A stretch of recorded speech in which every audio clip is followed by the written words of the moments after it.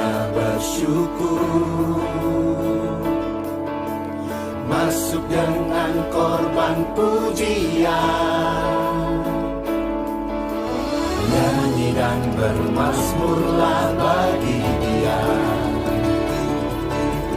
Angkatlah tanganmu dan bersukalah, nyanyikanlah nyanyian baru,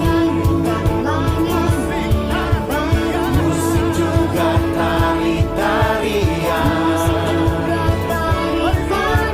Nyanyi dan bermazmurlah bagi Dia.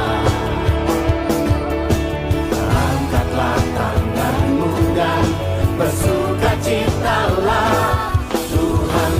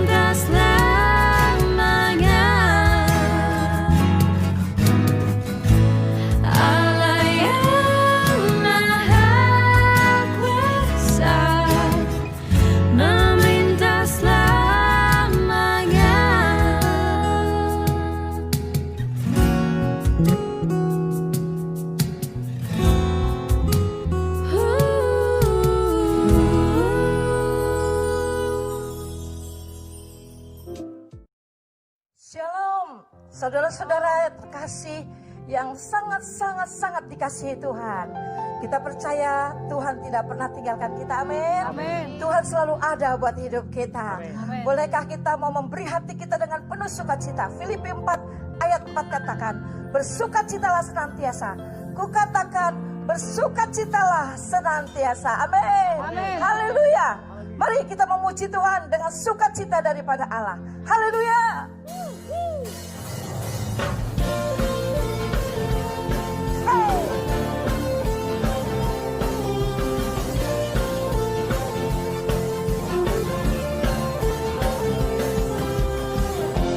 Yesus, kau kekuatan di hidupku, takkan gentar langkahku. Kau angkat tanganku di saat ku jatuh, kaulah sumber kuatku. Haleluya. Lembah yang telah aku lewati, sebab Engkau sertaku. Dengan imanku ku diselamatkan oleh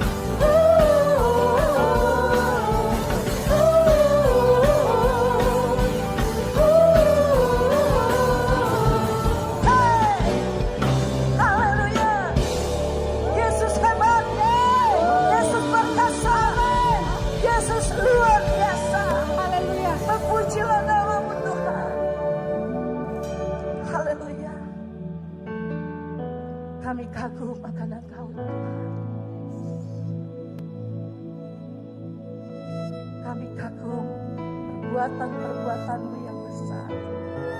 Haleluya.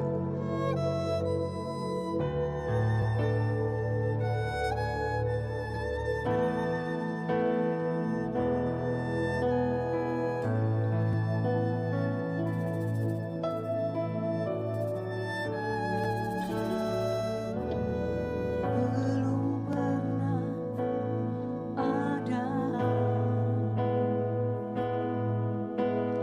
kasih di dunia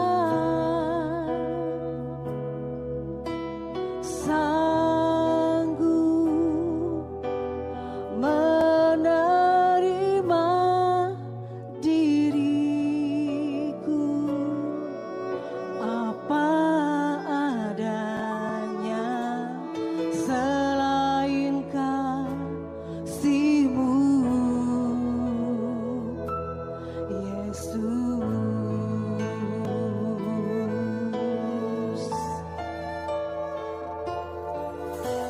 Sungguh tiada lagi kasih seperti ini, sanggup mengubahkan hidupku menjadi baru selain kasih-Mu,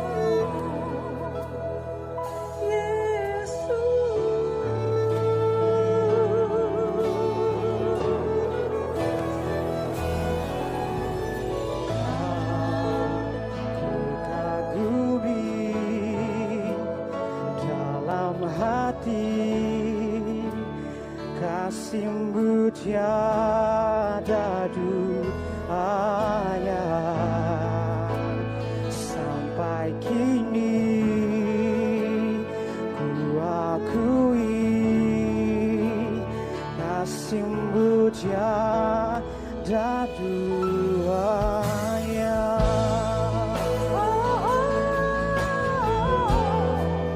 haleluya. Terima kasih Bapa. Belum pernah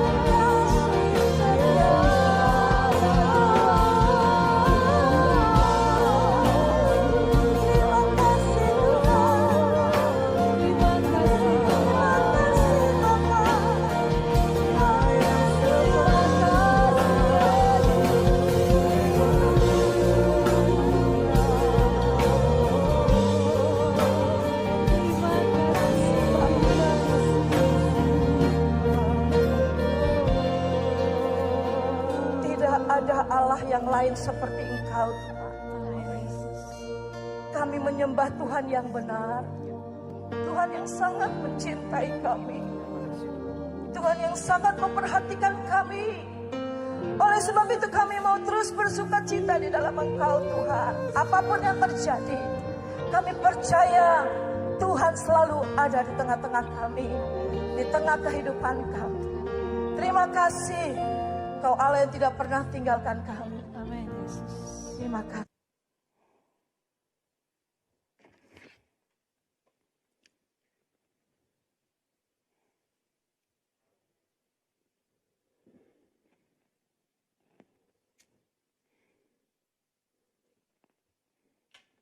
Ya, apa yang ada di benak saudara saat saudara mendapati saya melakukan pelanggaran? Dan pertanyaan yang lebih penting, apa yang menjadi respon saudara ketika Anda menemukan saya melanggar, saya merokok, dan bahkan apabila saya melakukan dosa yang lain? Apakah Anda pernah bingung atau pernah nggak yakin ketika menemukan teman komsel atau teman kompak yang ternyata selingkuh, yang pergi ke panti pijat plus-plus, atau nggak bayar utang, nggak bayar pajak dengan benar, dan melakukan pelanggaran-pelanggaran lainnya? Nah, saudara sekalian, sadarkah kita bahwa Alkitab memandang penting sekali respon kita, respon saya saat menemukan saudara saya melakukan pelanggaran? Karena ini adalah inti dari akuntabilitas. Dan hari ini, dalam waktu yang singkat ini, kita akan membahas praktik nyata di dalam akuntabilitas sejati. Nah, saudara sekalian, di dalam pemuridan, kita ini keluarga rohani, dan kita mau belajar praktek akuntabilitas. Ada 2 titik kritis di dalam akuntabilitas. Yang pertama adalah apakah saya berespon benar saat saya melakukan pelanggaran? Jika Tuhan berkehendak, minggu depan kita akan membahas poin yang ini. Tapi saat ini kita akan membahas titik kritis yang kedua, yaitu apakah saya berespon benar saat saudara saya, teman komsel saya, teman kompak saya, yaitu saat kamu melakukan pelanggaran. Melakukan pelanggaran di sini bisa berupa jatuh di dalam dosa tertentu terus-menerus. Bisa berupa kebiasaan buruk yang terus berulang-ulang, saudara. Atau bisa juga tindakan-tindakan yang melukai orang-orang di sekitar. Nah, mari saya ajak untuk kita sama-sama menangkap apa yang firman Tuhan ajarkan, bagaimana berespon dengan benar saat saudara kita melakukan pelanggaran, dan kenapa ini sedemikian sederhana sekaligus sedemikian sulit. Mari kita akan baca di dalam Galatia 6 ayat 1 sampai ayat 5. Saudara-saudara, kalaupun seorang kedapatan melakukan suatu pelanggaran, maka kamu yang rohani harus memimpin orang itu ke jalan yang benar dalam roh lemah lembut, sambil menjaga dirimu sendiri, supaya kamu juga jangan kena pencobaan. Bertolong-tolonganlah menanggung bebanmu, demikianlah kamu memenuhi hukum Kristus. Sebab kalau seorang menyangka bahwa ia berarti, padahal ia sama sekali tidak berarti, ia menipu dirinya sendiri. Baiklah tiap-tiap orang menguji pekerjaannya sendiri, maka ia boleh bermegah melihat keadaannya sendiri dan bukan melihat keadaan orang lain. Sebab tiap-tiap orang akan memikul tanggung jawab sendiri. Nah, saudara sekalian, Alkitab mengajarkan bagaimana cara kita berespon benar di dalam Galatia 6 ayat 1.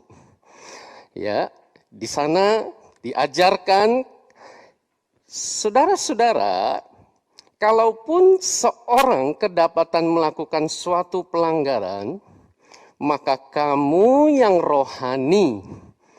Lihat saudara, Alkitab mengajarkan sederhana sekali berespon benar saat ada saudara kita melakukan pelanggaran. Hanya 3 langkahnya. Yang pertama adalah kamu yang rohani. Apa maksudnya saudara? Untuk menjadi rohani, kita tidak perlu punya jabatan tertentu, PKS atau PA dan seterusnya. Karena yang punya jabatan juga belum tentu rohani, saudara. Untuk menjadi rohani, tidak harus menunggu kita lebih dari 10 tahun bertobat, saudara. Tetapi yang dimaksud rohani ini dijelaskan oleh Paulus di beberapa ayat sebelumnya. Di dalam Galatia 5 ayat 16 dan ayat 25 dikatakan, jikalau kamu hidup oleh roh, maka kamu hidup dipimpin oleh Roh Kudus. Rohnya huruf besar, saudara. Jadi, saudara, kamu yang rohani adalah kamu yang bergantung kepada tuntunan Roh Kudus. Itu artinya ketika kita mendapati seorang di antara kita, saudara kita melakukan pelanggaran, saya untuk berespon benar harus berdoa, minta hikmat Tuhan. Saya melatih kepekaan saya untuk bergantung kepada tuntunan Roh Kudus yang memberi saya tuntunan, bimbingan bagaimana saya harus bertindak benar di dalam kasih. Nah, saudara sekalian, kalau kita memberi diri kita dipimpin oleh Roh Kudus, maka langkah selanjutnya, saudara, itu menjadi kita akan mampu, kita beroleh kasih karunia untuk memimpin saudara kita yang jatuh itu, yang melakukan pelanggaran itu di dalam roh yang lemah lembut. Karena pada kenyataannya belum tentu saudara kita ketika kita tegur, ketika kita konfrontasi, kamu bertindak salah, kamu lakukan tindakan yang keliru, responnya dia juga baik, belum tentu dia berespon benar. Tapi saudara, kalau kita dituntun oleh Roh Kudus, maka kita beroleh kasih karunia untuk memimpin dia di dalam roh lemah lembut. Kenapa? Karena beberapa ayat sebelumnya Paulus menjelaskan kalau kita dipimpin oleh roh, maka kita beroleh anugerah untuk menghasilkan buah roh. Kita akan memimpin dia di dalam kasih, dengan sukacita, dengan damai sejahtera. Kita beroleh kesabaran, kemurahan, kita jadi baik hati, kita setia terus bersama-sama dengan dia. Dan kita punya penguasaan diri. Nah, saudara sekalian, sehingga kita juga beroleh kasih karunia untuk kita menjaga diri sendiri. Kalau sampai dia melakukan tindakan yang memancing, dia jadi malah lebih galak daripada kita. Dia jadi serang balik, saudara, kita beroleh kasih karunia untuk menjaga diri sendiri, kita juga tidak jatuh di dalam dosa. Atau saudara, kalau dia melakukan dosa tertentu, dia selingkuh, kita juga jadi nggak ikutan selingkuh. Kalau dia pergi ke panti pijat plus-plus, kita nggak ikut-ikutan pergi ke panti pijat plus-plus. Kita menjaga diri sendiri karena kita dipimpin oleh Roh Kudus. Sedemikian sederhana, saudara. Nah, kesempatan ini saya belajar praktekkan ini, saudara. Ketika firman Tuhan ajarkan ini, Ada satu teman kompak saya, Steve, ya, di mana kita selama ini beroleh kesempatan untuk saling membangun, untuk kita saling melayani, saudara, saling menjaga di dalam akuntabilitas. Nah, saudara, satu kali saya menemukan Steve melakukan pelanggaran, saudara. Dan waktu itu pelanggarannya cukup ya parah karena dia melakukan tindakan yang signifikan, keputusan besar, tetapi tidak sepakat. Dia nggak ngomongan dulu sama istrinya. Wah, istrinya menderita, saudara. Ya, dia mengambil keputusan sendiri, ya. Dan ternyata apalagi itu aja udah salah, saudara. Ternyata keputusannya keliru.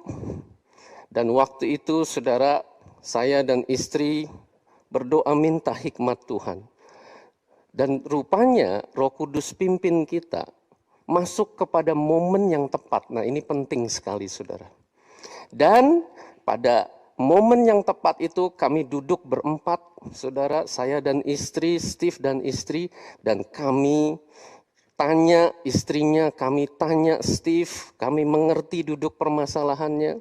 Dan setelah kami dapat konfirmasi dari istrinya, saudara, kami tegur Steve dengan keras. Apa yang kamu rasakan dan kamu alami waktu kami tegur kamu, Steve? Waktu saya mendapat teguran itu, saya merasa sedikit marah ya, kecewa. Kok saya tidak dibela, kok saya merasa kok bimbingan seperti ini ya. Waktu itu saya memang belum menyadari kesalahan saya karena pikiran saya waktu itu kalut, panik dan sebagainya menghadapi situasi kondisi. Memang waktu itu saya kurang gitu suka gitu dengan teguran KRC waktu itu. Dan memang saya butuh waktu gitu untuk bisa memahami, untuk saya bisa mengerti bahwa saya ternyata menyadari bahwa saya sendiri pun ternyata belum dewasa juga gitu saat ditegur. Ya, dan kami memberikan dia waktu untuk dia menyesuaikan diri, untuk menyesuaikan hatinya, untuk menerima kebenaran, saudara. Dan nggak cuma 1-2 kali, ada momen di mana, saudara, dia juga ada konflik dengan pemimpinnya. Ada yang nggak beres, saudara, ada sesuatu di dalam hatinya, dia menyimpan kesalahan, ya. Dan waktu itu kami tegur dia, kamu harus rekonsiliasi, kamu harus datang, kamu bereskan, kamu minta maaf, ya.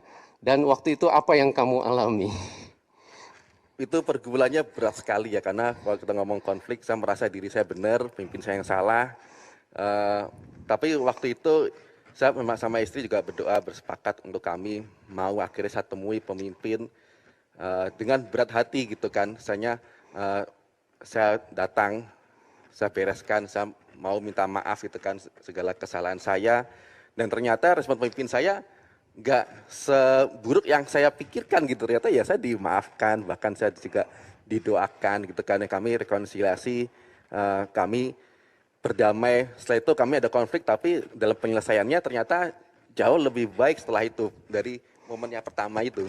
Untuk kedepannya, Steve, kamu lebih merasa yang benar, kamu merasa lebih baik kalau ini terus terjadi, kalau kamu melanggar, kalau kamu lakukan sesuatu yang salah, ya, kamu ditegur, kamu dinasihati, kamu dikoreksi, atau ya sudah, saya tidak lakukan apa-apa ke kamu. Yang mana yang kamu pilih yang benar? Ya tentu saya maunya yang ditegur, yang dinasihati. Ada orang yang mengarahkan saya, ada orang yang memimpin saya ke jalan yang benar. Kadang saya sendiri pun pribadi tidak menyadari gitu kesalahan itu sampai betul-betul terjadi titik masalah itu ya ternyata memberatkan saya sekali gitu. Apalagi kalau masalah konflik gitu dengan seorang, memang itu ego daging ya untuk kita nggak bereskan. Tapi saya mau berespon benar, untuk mau berdamai, untuk saya mau dipimpin, diarahkan untuk hidup lebih baik, lebih benar lah di hadapan Tuhan, seperti itu.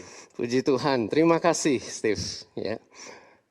Saudara, penting sekali di dalam kompak, komunitas sepakat, untuk kita punya kesepakatan, untuk kita berkomitmen, untuk kita saling terbuka, membuka diri untuk dikoreksi, untuk ditegur, untuk dipimpin di dalam jalan kebenaran firman Tuhan. Karena kalau sudah ada kesepakatan dari awal, maka walaupun kita menjalaninya sulit di dalam prosesnya, kita beroleh kasih karunia untuk kita mendapatkan anugerah, mengalami proses ini di dalam kasih karunia Tuhan. Nah, yang saya mau tanya sekarang, firman Tuhan ajarkan sederhana, hanya 3 langkah, tetapi di dalam prakteknya, apakah sesederhana itu, saudara? Oh, saudara, berespon benar saat saudara kita melakukan pelanggaran, itu sederhana, tetapi sekaligus sangat sulit. Kenapa ini jadi sedemikian sulit? Nah, saudara, kita mau pahami ini. Teman kompak saya yaitu Pak Budi Setiawan. Selama ini Tuhan beri kami kesempatan untuk saling menjaga, saling membangun, saling belajar, saudara. Tapi enggak ada satupun di antara kita yang sempurna. Satu kali, ya bahkan beberapa kali saya menemukan ada kelemahan. Nah, ini untuk sebagai contoh, saudara. Ya, contoh kebiasaan buruk Pak Budi Setiawan. Kenyataannya tidak demikian, ini hanya supaya kita memahami. Pak Budi Setiawan suka buang ludah sembarangan, saudara. Satu kali saya ketemu sama Pak Budi, lalu waktu kita lagi interaksi, saya menemukan Pak Budi buang ludah sembarangan. Nah, saudara, saya sebenarnya bingung. Ya mau gimana ya, saya mesti berespon benarnya gimana, kenapa? Ya saya nggak enak lah, Pak Budi teman kompak saya, pemimpin saya juga. Dan saya kira mestinya Pak Budi tahu yang benar itu mestinya nggak buang ludah sembarangan. Ya saya jaga hubungan ya, bukannya saya nggak mau tegur loh. Saya cuma gimana ngerasanya canggung gitu, kalau mau tegur masa begitu aja ditegur gitu. Kan nanti kalau Pak Budi tersinggung gimana? Saya mesti jaga perasaan juga dong, jangan sampai hubungan saya dengan Pak Budi rusak hanya karena perkara ini.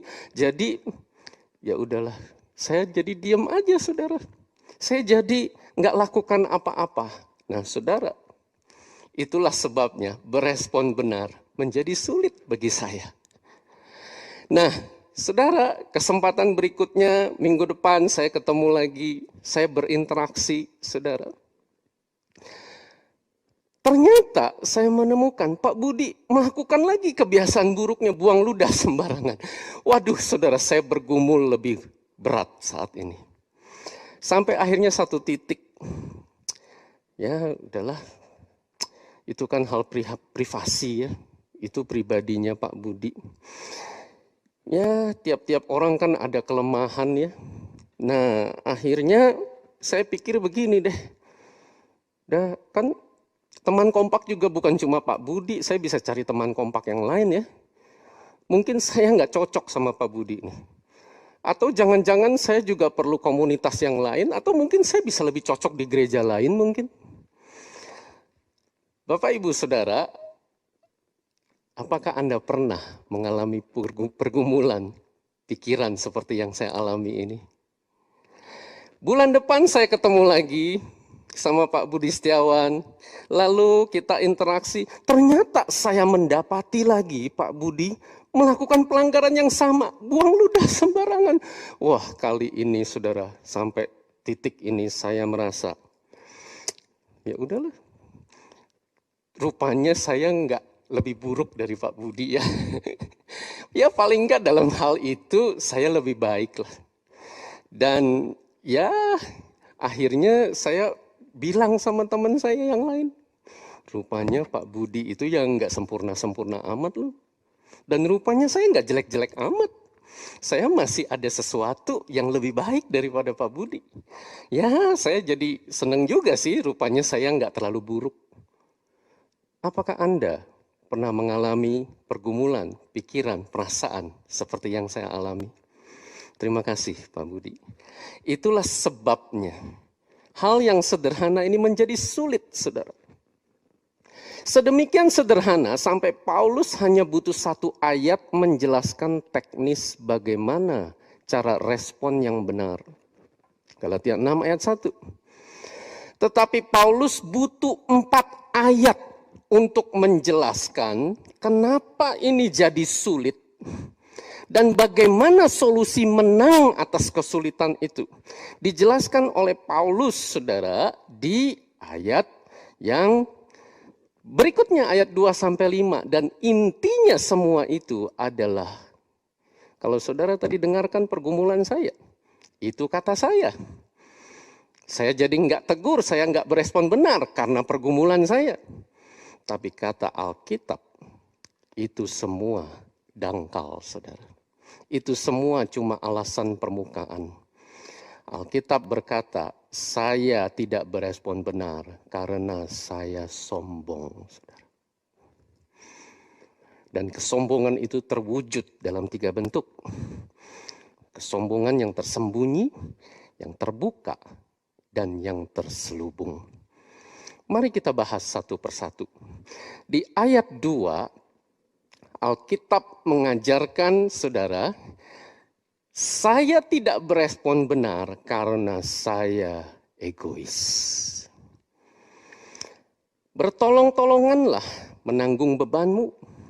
Demikianlah kamu memenuhi hukum Kristus. Apa yang ada di benak Anda ketika mendengar kata beban? Nah, rekan saya Steve akan memikul beban, saudara. Waktu kita mendengar kata beban, saudara, kita seringkali berpikir, oh ya, orang yang berbeban berat adalah orang yang lagi sakit keras, anggota keluarganya lagi, ya saudara, mengalami penderitaan, ini lagi periode sulit, dia kehilangan pekerjaan, ya, dia saudara mengalami PHK, ya saudara, dia mengalami, saudara, orang yang berbeban berat ini mengalami pergumulan demi pergumulan, saudara, karena ditinggal orang yang dikasihinya dan seterusnya. Ya saudara, berbeban berat termasuk hal-hal itu, saudara. Yang kita mau pahami di sini bahwa Paulus menuliskan beban di sini itu di dalam konteks Galatia 6 ayat 1 dan 2 dan seterusnya. Bahwa di ayat sebelumnya Paulus menjelaskan orang yang melakukan pelanggaran dia sedang memikul beban. Tahu nggak, saudara? Orang yang melakukan pelanggaran karena dia jatuh terus-menerus dalam dosa, karena dia terikat kebiasaan buruk, karena dia, saudara, lakukan tindakan yang dia nggak sengaja melukai orang-orang di sekitarnya karena trauma masa lalunya dan seterusnya. Dia sedang memikul beban. Sadarkah kita bahwa dia juga nggak mau, bahwa dia juga mau lepas dari beban ini, tapi dia nggak berdaya. Dan itulah sebabnya dia melakukan pelanggaran itu, itulah sebabnya dia jatuh bangun, itulah sebabnya dia berbeban berat. Nah saudara, kalau kita punya cara pandang demikian seperti yang diajarkan firman Tuhan, maka kita beroleh kasih karunia untuk tidak egois, saudara. Untuk kita memandang dia bahwa dia orang yang berbeban berat. Dan Alkitab ajarkan, saudara, untuk kita sama-sama menanggung beban. Oh, apakah berarti kalau dia nggak bayar utang, saya berarti ikut bayarin utangnya? Bisa ya, tapi inti utamanya bukan itu, saudara. Saya ikut memikul beban, artinya saya bersama-sama dengan dia untuk praktekkan firman Tuhan. Untuk saya mengoreksi dia. Kenapa saya juga pikul beban saat saya mengoreksi dia, memimpin dia ke jalan yang benar? Karena saya harus invest waktu saya, pikiran, tenaga saya. Bahkan saya menempuh resiko kalau dia berespon negatif terhadap saya. Dan saudara, pikul beban ini, saudara, Alkitab ajarkan adalah saya lagi memenuhi hukum Kristus. Apa itu? Hukum Kristus adalah hukum kasih. Kasihilah sesamamu. Jadi saudara, kalau saya mengasihi saudara saya, maka saya berani sama-sama pikul beban bersama-sama dengan dia. Saya menang dari keegoisan. Saya mau untuk menanggung beban bersama-sama dengan saudara saya. Terima kasih, Steve.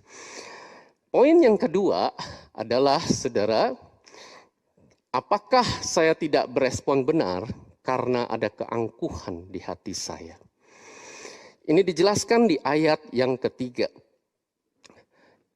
Sebab kalau seorang menyangka bahwa ia berarti, padahal ia sama sekali tidak berarti, ia menipu dirinya sendiri. Saudara, arrogance, keangkuhan ini, ketika saya berpikir, ya bukan cuma dia, saya bisa teman kompak sama yang lain kok. Ya, saya kira ini nggak cocok sama saya lah. Saya mungkin bisa lebih cocok sama yang lain. Saudara, akhirnya kita tidak berespon benar karena keangkuhan kita menghalangi kita berespon benar. Saudara, saya pernah mengalami hal yang pertama, saya egois. Saya pernah mengalami saya angkuh, saudara. Nah, tapi kalau ada di antara kita menjawab, gimana kalau penghalang saya bukan keangkuhan, tapi karena saya takut, Pak. Apalagi dia pemimpin saya. Dia lebih senior daripada saya. Tahukah saudara bahwa firman Tuhan mengajarkan di dalam Yesaya 51 ayat 12. Siapakah engkau? Maka engkau takut terhadap manusia yang memang akan mati, terhadap anak manusia yang dibuang seperti rumput. Alkitab mengajarkan akar dari ketakutan terhadap manusia adalah keangkuhan, saudara. Karena saya berfokus kepada diri sendiri, kepentingan saya. Saya maunya orang-orang di sekeliling saya menyukai saya, senang sama saya, makanya saya takut sama mereka. Kalau mereka ada di dalam kondisi jadi membenci saya. Kalau saya lakukan tindakan yang beresiko, mereka jadi mengucilkan saya dan menolak saya. Saudara, poin yang ketiga, kenapa kita tidak berespon benar? Apakah karena ada kemunafikan di dalam diri saya? Ini dijelaskan di ayat yang keempat dan kelima. Baiklah, tiap-tiap orang menguji pekerjaannya sendiri, maka ia boleh bermegah, melihat keadaannya sendiri dan bukan melihat keadaan orang lain. Sebab tiap-tiap orang akan memikul tanggungannya sendiri. Alkitab mengajarkan jangan mengukur diri sendiri berdasarkan keadaan orang lain. Saudara, saya pernah mengalami di mana kalau saya menemukan saudara saya melakukan pelanggaran, malah saya menikmatinya, saudara.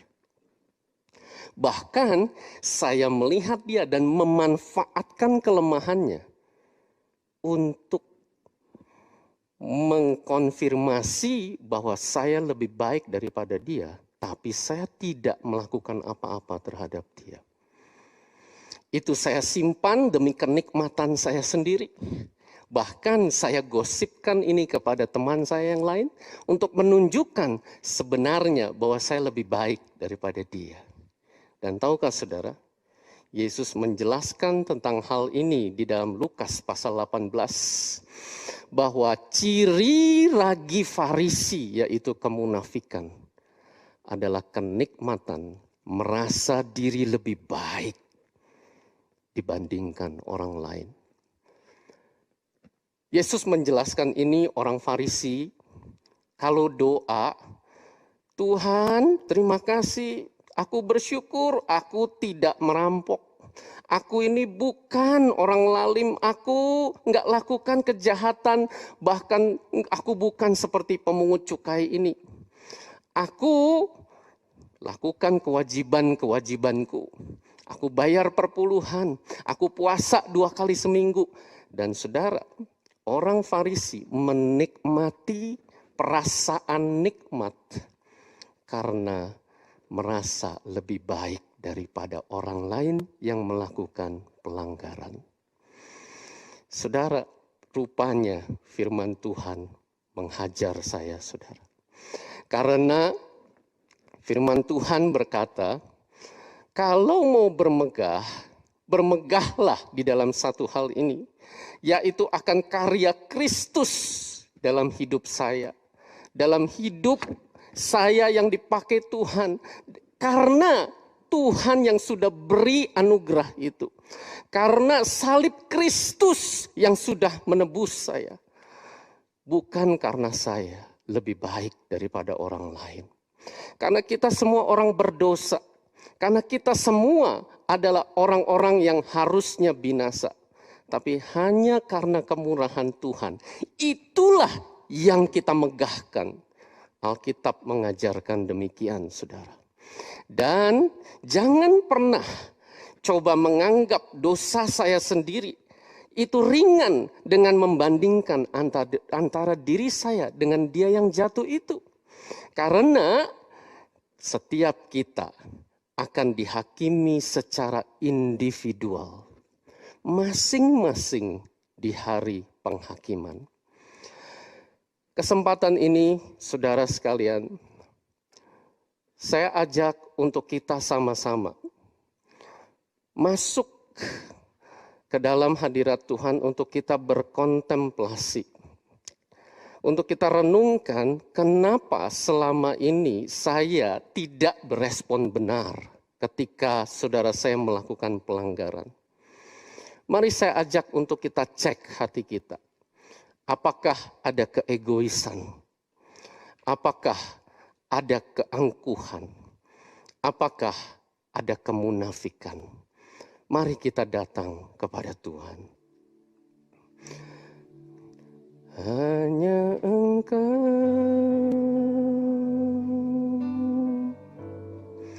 pribadi yang mengenal hatiku.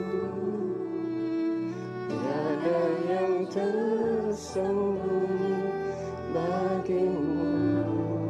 Seluruh isi hatiku Kau tahu, dan bawaku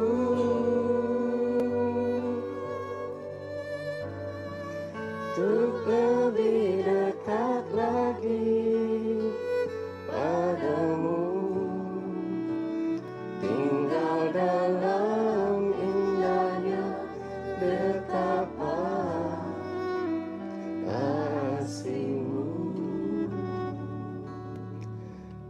Saudara, saya menemukan ternyata saya adalah orang yang egois. Bahwa saya angkuh. Dan rupanya saya munafik. Dan Tuhan mengoreksi saya. Roh Kudus menemplak saya. Dan saya bertobat, saudara. Tuhan beri kemurahan untuk saya secara total mengevaluasi sikap hati saya. Kenapa selama ini saya tidak berespon benar ketika saudara saya melakukan pelanggaran? Sehingga saya tidak bisa mempraktekkan akuntabilitas yang sejati.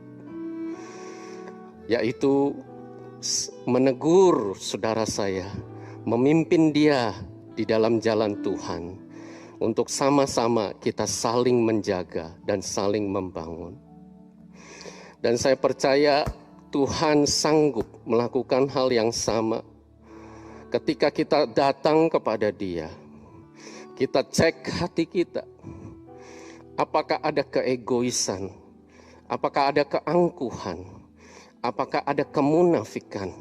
Mari saya ajak kita semua telanjang datang kepada Dia. Allah yang mengenali hati kita. Dan Allah yang sanggup memulihkan hati kita. Dan mari saya ajak kita bercermin dari firman Tuhan. Ketika kita menemukan diri kita sendiri, ternyata saya tidak mampu, saya tidak berespon benar. Karena saya egois dan atau saya angkuh atau saya munafik. Mari kita izinkan firman Tuhan yang memimpin kita di jalan yang benar. Hanya Engkau,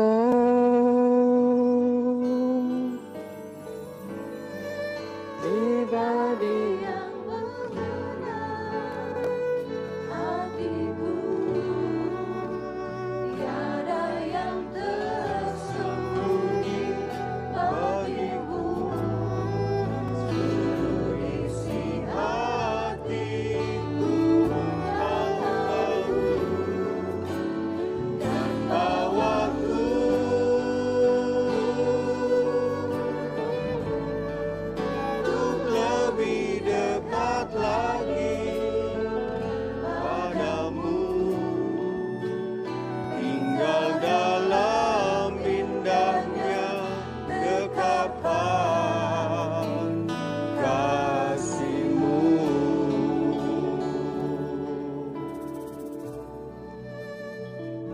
Bapa di surga, kami mau terus membangun gaya hidup tubuh Kristus dalam keluarga rohani, yaitu komunitas sepakat, sehingga kami boleh mengalami terobosan kemenangan dalam setiap pertumbuhan rohani kami. Kami tidak mengalami stagnasi atau kemunduran rohani bahkan di masa-masa sulit ini. Justru kemenangan-kemenangan yang kami alami, pemulihan-pemulihan yang kami alami. Kami tidak bisa bertumbuh sendirian. Kami membutuhkan keluarga, orang yang mengasihi kami dan kami belajar mengasihi dia. Lewat hidup yang transparan, hidup dalam terang, hidup apa adanya. Hidup di dalam akuntabilitas ya Tuhan. Pimpin jemaat Tuhan untuk berani Tuhan terbuka kepada Tuhan dan kepada keluarga rohani kami ya Bapa. Kami mau terus fokus Tuhan mempraktekkan ini. Dan inilah menjadi berkat yang terbesar dalam kehidupan kami di masa-masa ini ya Bapa. Terima kasih Tuhan. Tuntun setiap kami Tuhan mengalami ini semua di dalam nama Tuhan Yesus Kristus. Mari kita lanjutkan berdoa saudaraku. Sudah lebih dari 10.000 kematian akibat COVID-19 di bangsa kita. Hampir 200.000 yang mengalami kesembuhan. Tuhan, kami membawa keluarga-keluarga yang ditinggalkan oleh korban daripada COVID-19. Khususnya anak-anak yang ditinggalkan oleh orang tuanya yang meninggal. Oh Tuhan, mereka kehilangan keluarga, kehilangan orang tua. Kami berdoa memberi kekuatan Tuhan, kuatkan mereka, hibur mereka Tuhan. Supaya mereka bahkan tetap bangkit di dalam masa-masa sulit ini ya Bapa. Kami percaya Tuhan, ini semua cobaan yang membuat bangsa ini lebih lagi mendekat mencari Tuhan dan mengalami perjumpaan dengan Tuhan. Selamatkan bangsa kami ya Bapa. Lewat kesulitan ini bangsa kami mengalami pertobatan yang dahsyat ya Bapa. Kami membawa pemerintah kami bangsa Indonesia dari Presiden Jokowi sama semua jajarannya tingkat sampai gubernur sampai ke tingkat Tuhan paling bawah dengan disiplin menjaga ketertiban di masyarakat ya Bapa. Supaya bangsa kami boleh melewati masa sulit ini segera ya Tuhan. Terima kasih Tuhan, terima kasih. Kami membawa persembahan kami, perpuluhan kami, ucapan syukur kami kepada Tuhan. Kami mau tetap Tuhan menjadi berkat, tetap memberi di masa-masa sulit. Karena hidup kami milik Tuhan sepenuhnya. Keuangan kami milik Tuhan sepenuhnya. Tuhan mencukupkan hidup orang benar ya Bapa. Dan kami belajar memberi kepada setiap orang juga yang membutuhkan. Dan kepada pekerjaan Tuhan. Di mana kami boleh berada dalam gereja-Mu ya Bapa. Terima kasih Tuhan, terima kasih. Mari jemaat Tuhan. Arahkan tangan-Mu kepada Tuhan. Terima kasih Tuhan. Berkat dari Allah yang Maha Besar. Turun atas setiap pribadi, setiap keluarga. Kasih Yesus melimpah-limpah di hati kami mengalir bagi setiap orang-orang yang Tuhan perjumpakan. Kami mau tetap melayani jiwa-jiwa dengan kasih Tuhan yang melimpah ini ya Bapa. Dengan kasih karunia mengalir terus dari hidup kami. Bahkan kuasa Roh Kudus meneguhkan. Kami bisa mendoakan orang baik lewat Zoom, lewat online, tidak ada batasan ya Bapa. Kuasa Roh Kudus, kepekaan dengan Roh Kudus membuat kami dipimpin Tuhan. Terus Tuhan menjadi berkat dengan melayani jiwa-jiwa ya Bapa. Mari saudaraku terus mengandalkan Tuhan dalam segala situasi. Karena dengan sepakat bersama keluargamu, sepakat dengan komunitasmu, engkau akan punya otoritas kerajaan Allah. Mendatangkan kerajaan Allah di bumi seperti di sorga. Di dalam nama Tuhan Yesus Kristus, mari kita yang percaya katakan, amin. Haleluya, haleluya. Happy Sunday.